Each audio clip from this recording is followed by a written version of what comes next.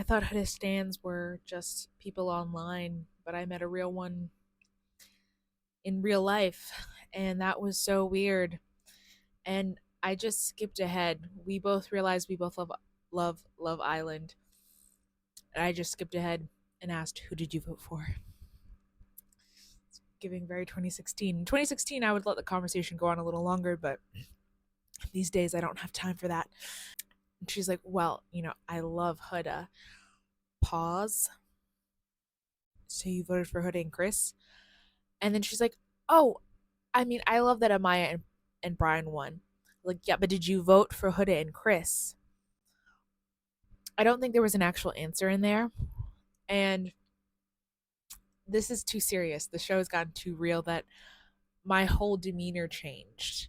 I tried so hard to pay attention and listen to what this person was saying. But then they were referencing the Call Her Daddy interview, saying like, "Oh yeah, but like everyone bullied her. She was a victim. Everyone was terrible to her." And then I was like, "Well, then why was she cuddled up with Alandria and Nick going live?" And she was like, "Oh, that's a good point." And she was like, "Yeah, like no one was, bullied like she was." And I was like, "Well, what about that part where she counted down to Chris?" And she's like, "Oh yeah, I forgot about that." I'm very concerned for our world. I saw an online Hoodistan say that it didn't mean anything that she did the countdown. Like she said, "Y'all act like you've never been mean to a man before." But are we just promoting being mean for no reason? Why I understand the resentment towards men. They've claimed that they should be on top, and here we are. Here has where our society's gotten with them on top. But to be mean to men for no reason, just because, and you think that's a justified reason, that is unhealthy. That is unwell. I don't see a reason why people have to be mean just for mean's sake. Does mean does meanness itself need a sake? I didn't think that people were actually going to watch that interview, the Call Her Daddy interview, and take everything Huda said word for word seriously. I absolutely empathize with Huda being a sex abuse victim. I too am one, and I understand the how traumatic experiences can lead to personality disorders that lead you to crashing out. Also, this use of the word crash out, I think, has enabled unhealthy behavior. I think it's great that we are normalizing mental health and mental health issues and talking about mental health issues, but to be so blasé and say, "Oh yeah, everyone crashes out all the time."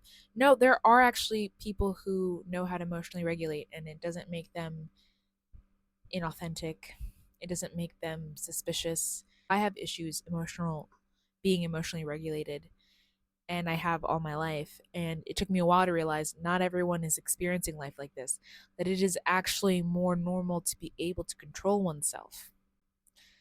That is a real thing. It's not some impossible thing for people to master. I think it's very common.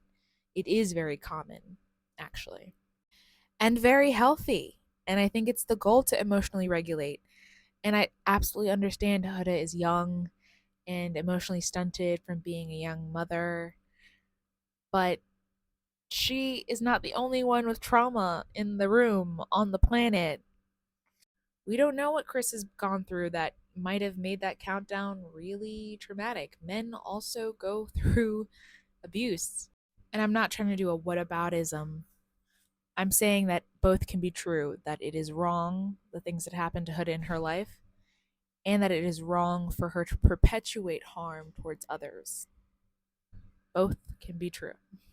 The real life Huda Stan I ended up hugging the other people that I was with, and then I shook that person's hand.